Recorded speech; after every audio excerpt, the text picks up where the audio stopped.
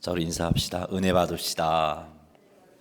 네, 오늘 밤에도 또 말씀의 은혜가 우리 가운데 충만하게 되기를 주의 이름으로 축복합니다.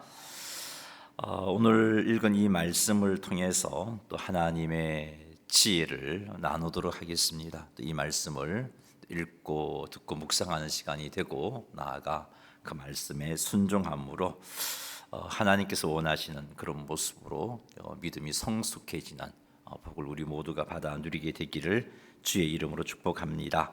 10절 읽겠습니다. 옛 지게석을 옮기지 말며 고아들의 밭을 침범하지 말지어다. 네. 이것 하기 전에 성경 구절 해야 됐죠.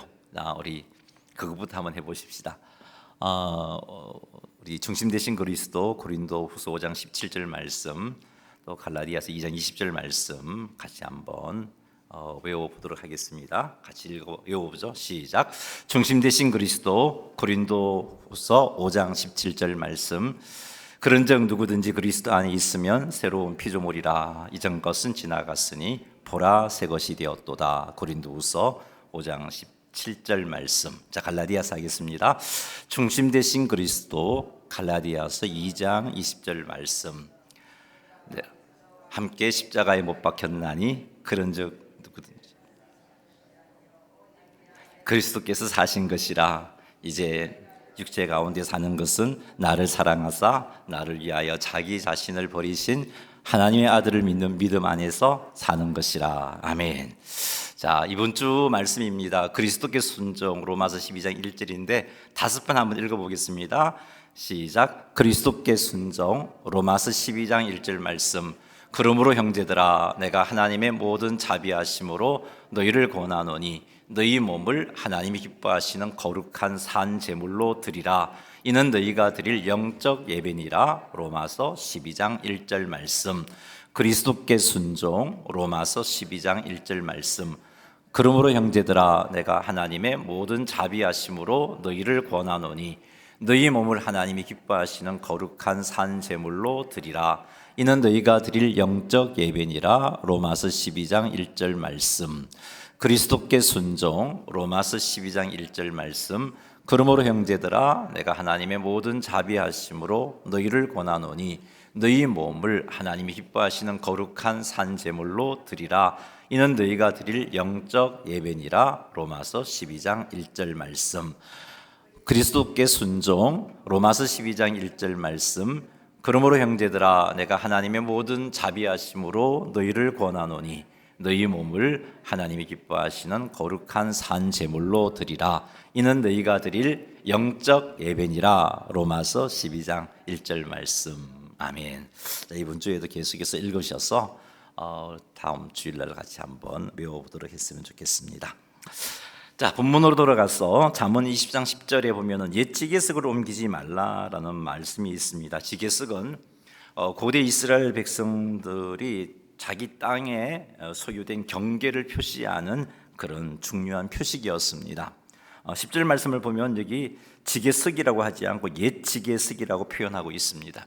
옛이라는 표현을 쓴 것은 그 지게석이 아주 오래 전부터 존재했던 것이다 라는 것을 표현하기 위해서입니다. 언제부터 존재했던 것인가? 그것은 이스라엘 백성들이 하나님의 인도함을 쫓아서 가나안 땅에 들어가서 땅을 분배를 하고 분배하는 과정 속에서 각 기인에게 또 땅이 주어지게 되죠. 그때 세워진 지게석, 옛 지게석. 그 지게석은 하나님의 명령과 또 공동체의 전통에 의해서 정해진 땅의 경계를 나타내는 지게석입니다. 그래서 이 지게석은 인간이 어떻게 서로가 합의를 보아서 만든 지게석이 아니라 하나님이 세워진 질서 속에서 주어진 지게석이라는 거죠. 그러기에 이 지게석을 옮기는 것은 하나님의 섭리, 하나님의 뜻을 거역하는 것이 되어지는 겁니다. 하나님께서 세우신 질서를, 하나님께서 세우신 정의를 의도적으로 깨뜨리는 행동인 거죠. 이것 하나님께서는 불의하다 하시는 겁니다. 자, 그런데 오늘 그 10절 문맥의 흐름 속에서 보면 누구의 지게석을 옮기지 말라는 것인가? 10절 뒷부분을 보면은 고아의 밭을 침범하지 말라는 말씀을 참고해 볼 때 고아와 같이 참으로 힘이 없는 사람, 사회적 약자, 빼앗아도 항거하지 못할 그런 자들의 지계석을 옮기지 말라는 말씀이라는 것을 알 수 있습니다. 기본적으로 사람들은 힘이 있는 사람들의 것은 건들지 않죠. 괜히 잘못 건드렸다가 오히려 어려움을 당할 수 있으니까. 그런데 빼앗아도 힘이 없어서 항거하지 못할 자들의 것은 이런저런 이유를 들이대면서 빼앗고자 하는 죄성들이 사람에게 있습니다. 그래서 하나님께서는 오늘 이 말씀을 통해서 지혜의 말씀으로 우리에게 도전해 주고 있습니다. 고대 이스라엘 사회에서 고아는 가장 취약한 소외 계층 가운데 한 계층입니다. 이들은 부모의 보호도 받을 수 없기 때문에 경제적으로도 또 사회적으로도 큰 어려움을 겪을 수밖에 없는 그런 존재입니다. 이들의 생존은 고대 이스라엘 사회에서 공동체가 책임을 져주었습니다. 공동체가 그들에게 도움을 주어서 그들이 살아갈 수 있게 했습니다. 자, 그러다 보니 부모가 남겨준 땅이 있고 그것을 소유했다 할지라도 힘 있는 자들이 그 고아들의 그 땅을 이런저런 이유를 들이대면서 그 지계석을 자기에게 유리한 쪽으로 그 경계를 옮겨버릴 수 있단 말이죠. 그런 일들이 이스라엘 사회에 있었던 겁니다. 그래서 하나님께서는 솔로몬을 통해서 고아의 지계석을 옮기지 말라라고 말씀한 겁니다. 그 뒷부분에 고아들의 밭을 침범하지 말라고 말씀하신 건 같은 의미입니다. 11절 말씀에서는 왜 침범하지 말아야 하는지 그 이유를 밝히고 있습니다. 11절 한번 읽어보죠. 대저 그들의 구속자는 강하시니 그가 너를 대적하여 그들의 원한을 풀어주시리라. 대저가 히브리어 접속사, 이유를 나타내는 접속사를 번역한 거라고 그랬죠. 키라는 접속사를 번역한 겁니다. 그래서 대저라는 것을 읽으면 왜냐하면 이렇게 이해하라 그랬죠. 왜냐하면 고아들의 구속자, 그들의 구속자, 그들은 고아들입니다. 사회의 약자들, 힘이 없는 자들의 구속자는 강하시기 때문이다. 여기서 말하는 고아들의 구속자는 하나님을 의미합니다. 하나님께서는 힘없는 자들의 구속자가 되십니다. 하나님께서는 그들의 억울함을 대신 풀어주시고 그들의 원수를 갚아주시고 강한 자들로부터 침해받은 그런 것들을 회복시키시는 분, 고엘이라고 합니다. 하나님은 고아들의 구속자이신데 그런데 그분을 가리켜서 강하시다라고 말씀하고 있습니다. 그래서 어떤 상황 속에서도 능히 하나님은 그 고아들의 억울함을 풀어주실 수 있는 분이시고 고아들이 침해받은 그 권리를 회복하시는 분이다, 그 말씀입니다. 만일 고아들의 옛지계석을 옮긴다면 하나님께서 그를 대적하여 고아들의 원한을 풀어주실 것이기 때문에 너희들이 그 고아들의 힘없는 자들의 옛지계석을 옮기는 것은 너희들에게 큰 해가 되는 것이다, 그 말씀을 10절과 11절에서 말씀해주고 있는 겁니다. 사랑하는 성도 여러분, 우리 하나님은 공의로우신 분이에요. 우리 하나님은 정의를 이루시는 분이십니다. 그러니 나의 유익을 위해서 힘없는 자들의 것을 빼앗고자 하는 그런 행동들을 우리는 하지 말아야 하는 겁니다. 하나님께서는 약자의 억울함을 반드시 풀어주시는 분입니다. 하나님은 공의로우신 분입니다.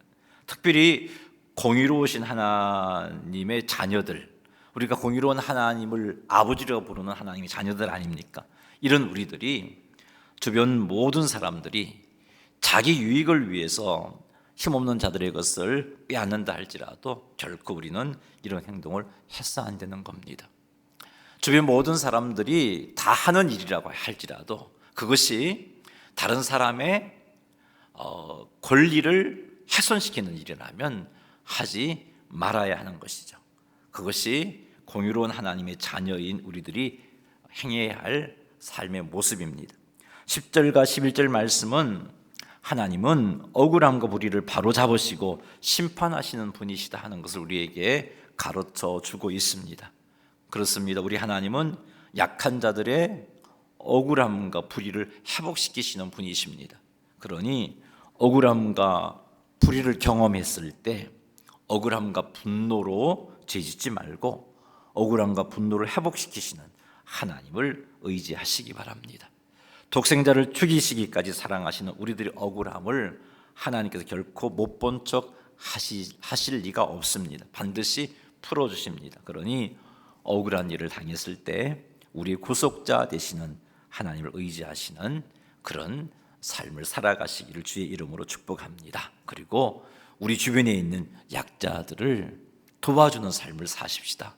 이들을 무시하지 말고 이들을 함부로 대하지 말고 이들의 아픔을 품어주고 도와주는 삶을 살지언즉 그들을 통해서 이익을 챙기고 그들에게 손해를 끼치는 그런 행동을 해서는 안 될 겁니다. 우리는 공의로우신 하나님의 자녀이니까요. 만일 우리가 그런 행동을 한다면 하나님께서는 그들의 억울함을 풀어주실 거예요. 반드시 풀어주실 거예요. 그것이 우리에게는 큰 아픔이 될 것입니다. 그러니 하나님의 거룩한 공의로우신 하나님의 자녀답게 공의를 행하고 참으로 힘없고 연약한 지체를 돌아보고 도와주고 섬기는 삶을 살아가실지언정 그들을 통해서 뭔가 손해를 끼치고 내가 이익을 취하고자 하는 행동들을 결단코 하지 않으시는 우리 모두가 되기를 주님의 이름으로 축복합니다. 12절 말씀 읽겠습니다. 훈계에 착심하며 지식의 말씀에 귀를 기울이라. 아멘. 자, 여기서 훈계는 하나님의 말씀을 의미하기도 하고 하나님이 주시는 교훈 또 책망 뿐만 아니라 징계까지 의미합니다. 이 훈계에 해당하는 히브리어 단어가 이런 다양한 뜻이 있어요. 그래서 잠언 23장 12절 말씀은 우리들로 하여금 하나님의 말씀과 또 하나님께서 그 말씀을 통해서 경고하신 것과 책망하신 것과 때로는 하나님이 징계하신 그것에 대해서 착심하라고 말씀하고 있습니다. 훈계에 착심하라는 그 말은 훈계를 받아들이기 위하여 적극적으로 마음을 열고 주의를 기울이라 그런 뜻이에요. 이 착심하다라는 이 히브리어의 원어적인 의미는 이 훈계에다가 내 마음을 가지고 가라 이런 뜻이에요. 그게 히브리어 원어가 가지고 있는 의미입니다. 훈계가 주어졌어요. 그러면은 내 마음을 여기다가 가지고 가서 이 훈계를 받아들이라는 의미가 착심하다라는 그런 말이에요. 이 착심하다라는 말은 하나님의 말씀, 책망, 경고, 징계에 있어서 전심으로 그것을 받아들여라 하는 것을 강조하는 표현입니다.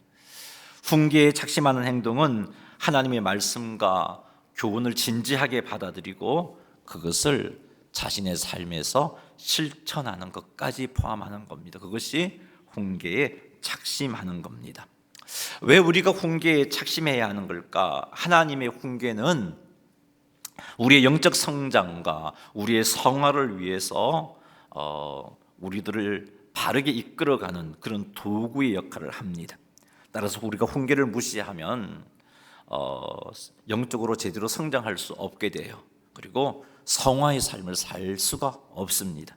뿐만 아니라 하나님의 뜻을 거스르며 행동하게 되어 있어요. 그래서 우리는 훈계에 착심해야 합니다. 하나님의 훈계는 우리들로 하여금 하나님의 뜻을 깨닫게 해주는 겁니다. 하나님의 훈계를 통해서 우리는 하나님의 인도를 깨닫고 그 인도를 쫓아갈 때 올바른 방향으로 삶을 살아갈 수 있습니다. 하나님의 훈계는 우리들로 하여금 죄를 깨닫게 해주고 회개하도록 이끌어갑니다. 따라서 이런 훈계를 거부한다면 우리는 죄의 길에서 멈추지 않고 결국은 멸망에 이르는 자리까지 나아갈 수가 있는 겁니다. 하나님의 훈계는 우리들에게 하나님의 지혜를 가르쳐 줍니다. 그래서 그 지혜를 통해서 바르게 판단하고 하나님께서 기뻐하시는 행동을 할 수 있는 겁니다. 그래서 우리는 하나님의 훈계에 착심해야 하는 겁니다. 잠언 4장 13절 말씀 한번 읽어보겠습니다. 훈계를 굳게 잡아 놓치지 말고 지키라. 이것이 내 생명이니라 그랬어요. 훈계를 굳게 잡아 놓치지 말고 지켜야 합니다. 왜? 이것이 생명이기 때문에. 훈계에 착심하는 것이 삶과 죽음을 가르는 결정적인 요소라는 말입니다. 생명이라는 말이. 이 훈계에 착심하느냐 하지 않느냐가 우리를 삶으로 이끌 수도 있고 죽음으로도 이끌 수 있는 그런 것이다 라고 말씀하고 있는 겁니다. 그러니 사랑하는 성도 여러분, 훈계에, 하나님의 말씀에, 하나님의 경고에, 하나님의 책망에, 때로는 하나님의 징계하심에 우리의 마음을 그것으로 가지고 가시기 바랍니다. 착심하시기 바랍니다. 그래서 하나님의 뜻을 깨닫고, 그래서 죄로부터 돌이키심으로 영적으로 바르게 자라고 성화의 삶을 살아서 하나님께 온전히 영광 돌려드리시는 성도님들이 다 되시기를 주님의 이름으로 축원합니다. 우리가 훈계에 착심하는 삶을 살려면 어떻게 해야 하는가? 가장 기본적인 훈계에 착심하기 위한 첫걸음은요, 하나님의 말씀을 읽고 듣고 묵상하는 겁니다. 이것 없이는 훈계에 착심하는 자리까지 나아갈 수가 없어요. 하나님의 말씀을 읽고 듣고 묵상할 때 주님의 뜻을 깨닫게 되고 나의 잘못을 깨닫게 되고 때로는 경고도 받고 책망도 받고 주의 뜻을 알게 되고 주의 지혜를 공급받아서 우리가 이렇게 해야 하구나, 우리가 이렇게 죄를 회개해야 하구나, 이렇게 하는 것이 주님의 뜻이구나, 그걸 알아서 그 말씀에 착심함으로 성숙할 수 있단 말이죠. 가장 훈계의 첫걸음은 하나님의 말씀을 읽고 듣고 묵상하는 겁니다.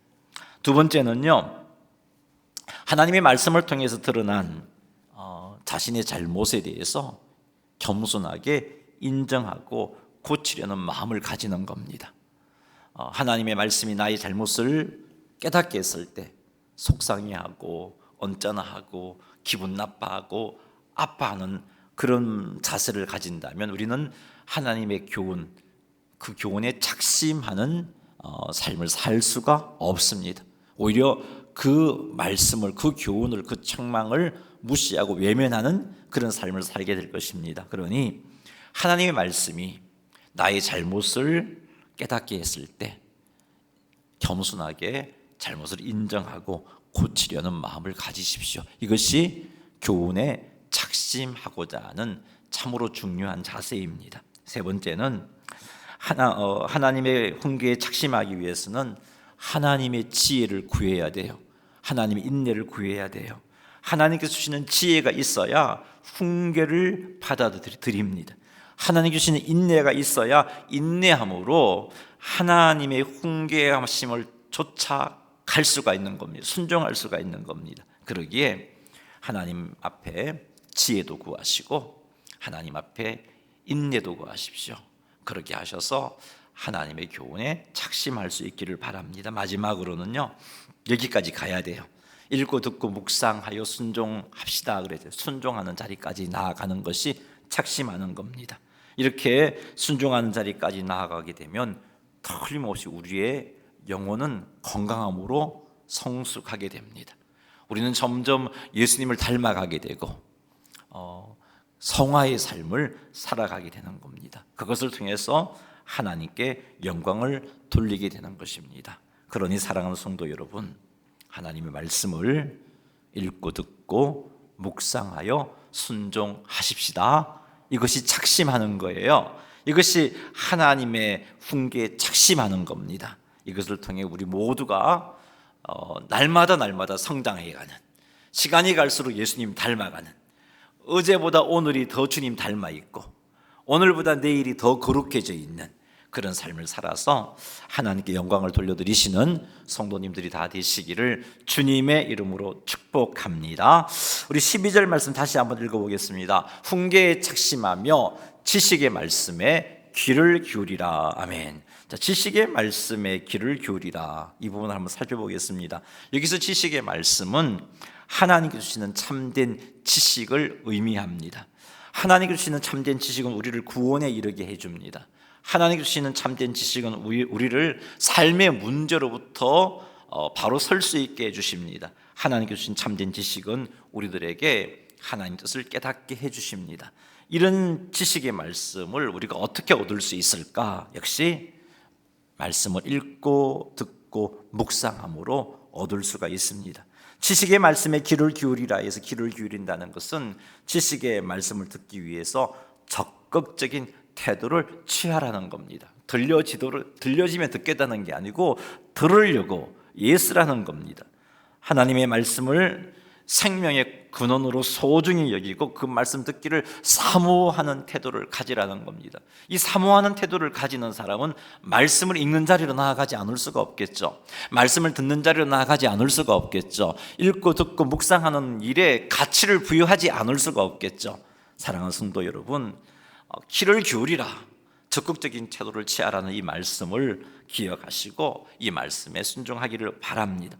하나님의 말씀에 적극적인 말씀을 취하기 위해서 적극적인 태도를 취하는 또 다른 자세는 그 말씀에 집중하기 위해서 시간을 따로 구별해 두는 것도 말씀을 취하기 위한 적극적인 자세입니다. 시간 나면 말씀 읽어야지 그러면요 말씀 못 읽습니다.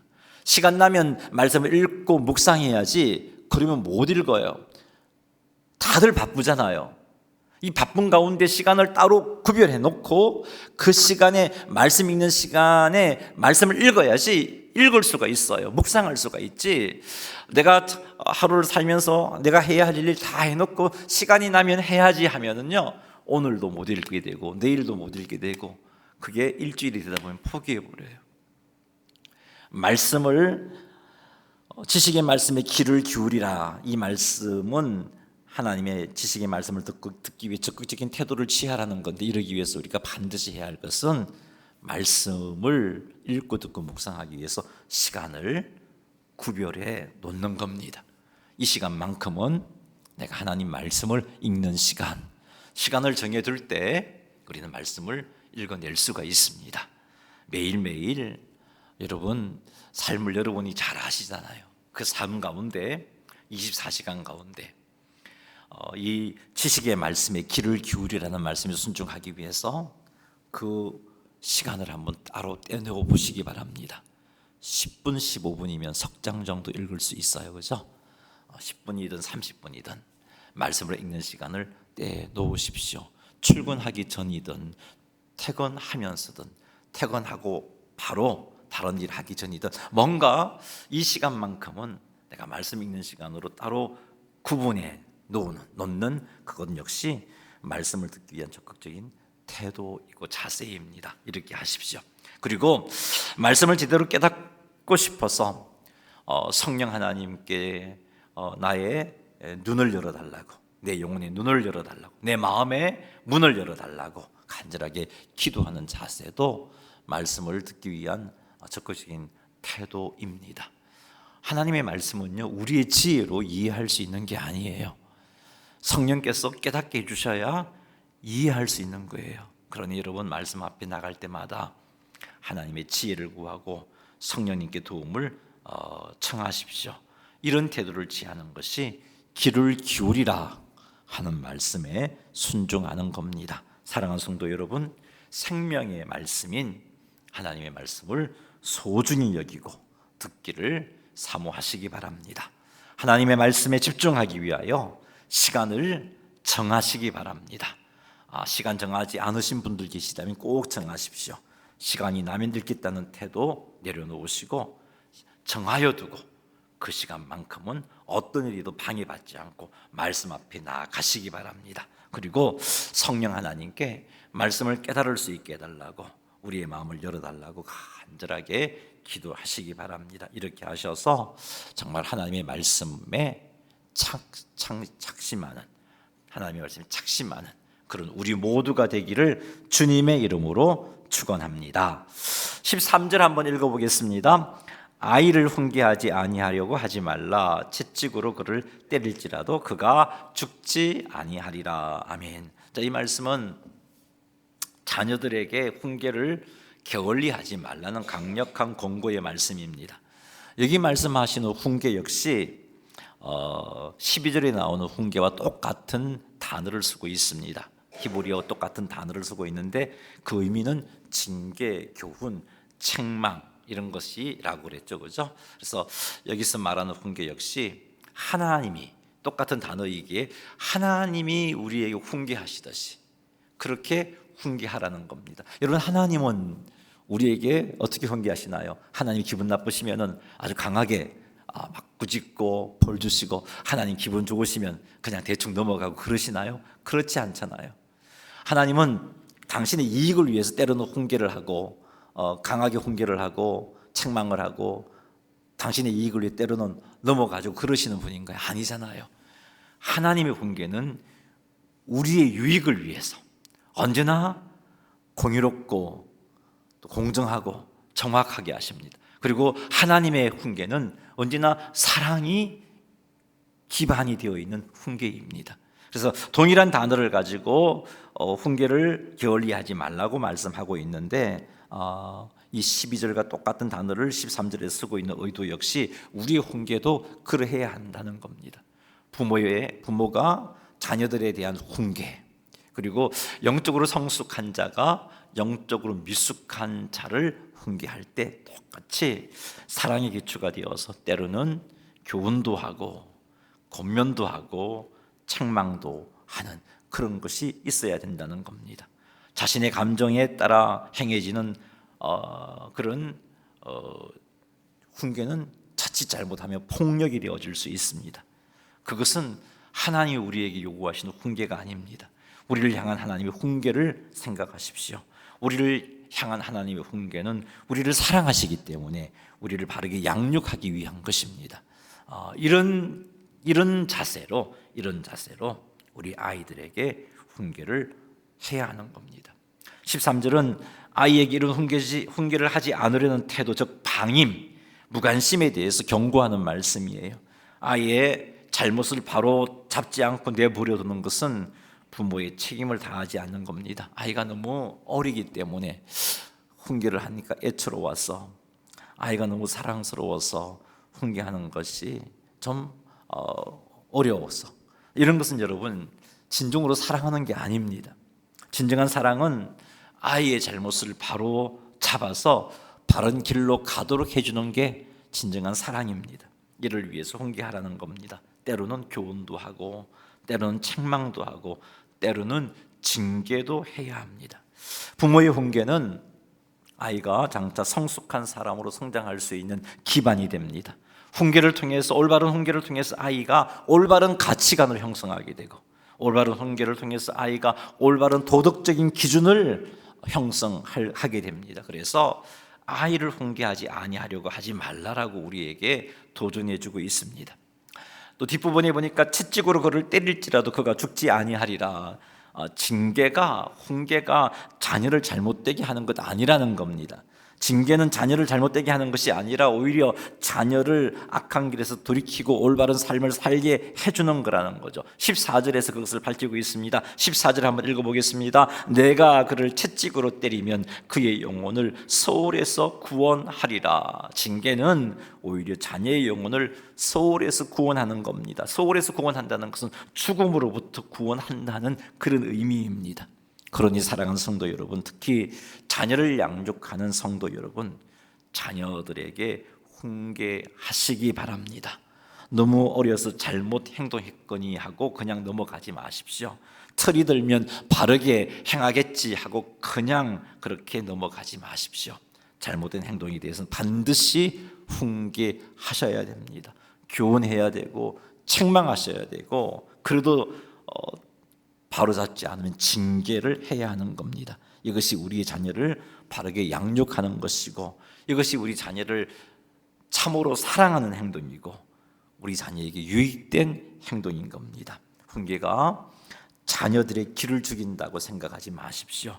올바른 훈계는 결코 자녀를 잘못되게 하지 않는다라고 말씀하고 있잖아요. 자녀를 제대로 성숙하게 만들어줍니다. 부모로서 그러니 자녀를 책임감 있게 양육하시기 바랍니다.